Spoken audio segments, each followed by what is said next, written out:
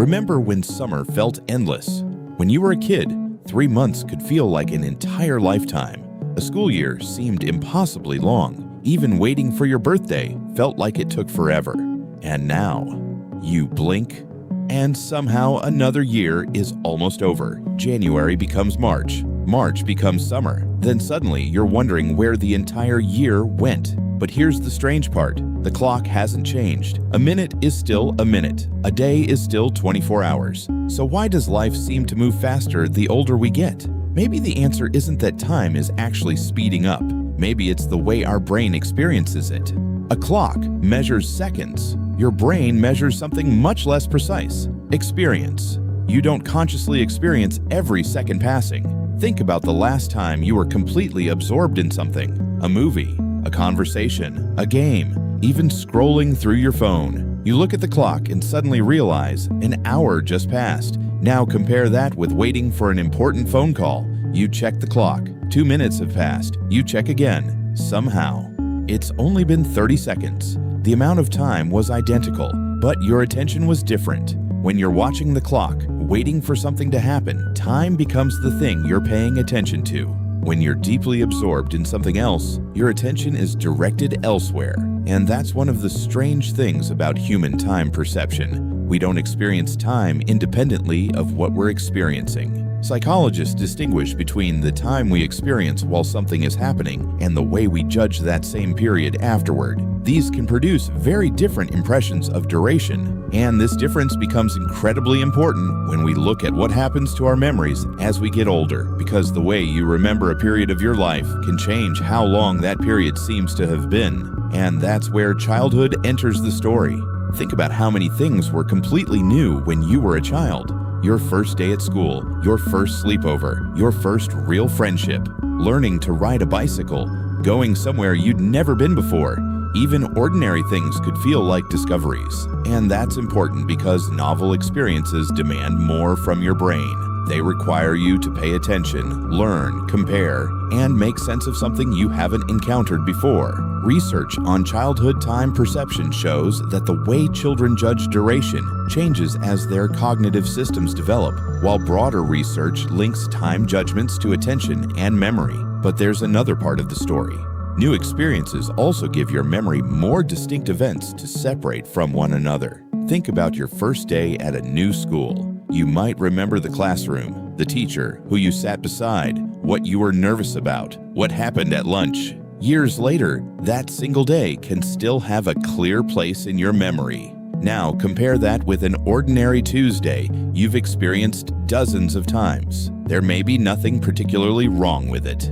It's just familiar. And when we look back on a period filled with familiar experiences, the individual days can become much harder to distinguish. That's one reason childhood can feel so expansive in memory. There were simply more moments that felt like something new. And as we move into adulthood, something starts to change. Not the clock, the landscape of our experiences. Then adulthood arrives, and suddenly a lot of days start looking alike. Wake up, work, commute, eat, sleep, then do it again. There's nothing unusual about any one of those days, and that's exactly the point.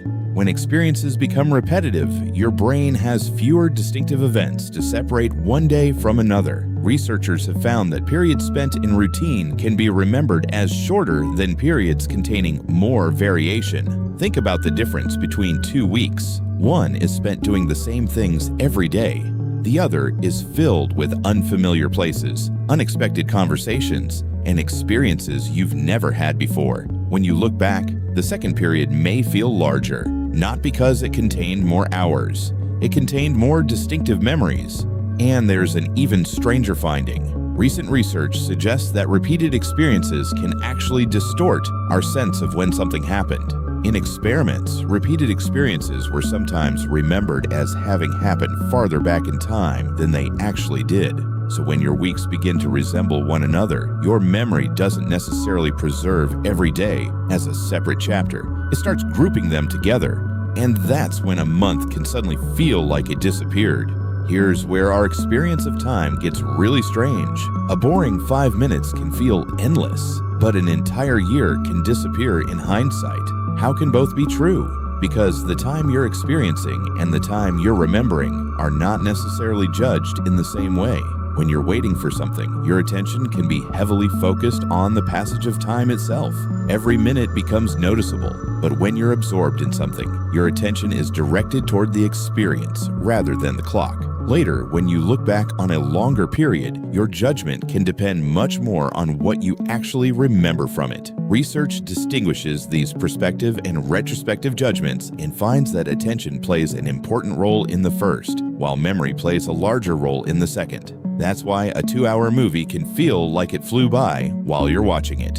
And yet, a single afternoon spent waiting can feel painfully long. The clock measures one thing. Your mind can experience something very different. And that brings us back to the original mystery. If our experience of time depends partly on attention and memory, could changes in those processes help explain why the years seem to accelerate as we grow older? That's where the story gets even more interesting. Maybe that's why growing older can feel so strange. You don't actually have less time. You still wake up to the same 24 hours everyone else gets. But when you look back, some years seem enormous, while others seem to have disappeared almost without a trace.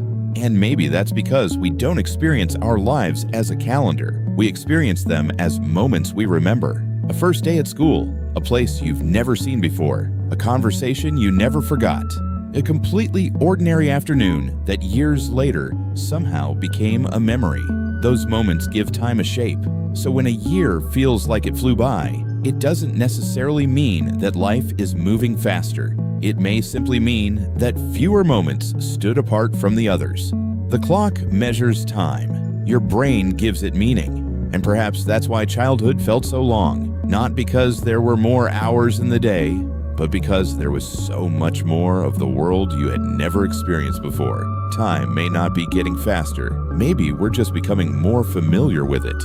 And that might be the strangest part of growing older. Maybe that's why the years seem to disappear faster as we grow older. Not because the clock is moving faster, but because fewer moments stand out strongly enough for our memory to hold on to them. The years are still there. We just don't always remember them as clearly as we remember the moments that once felt completely new. And maybe that's what makes time feel so strange.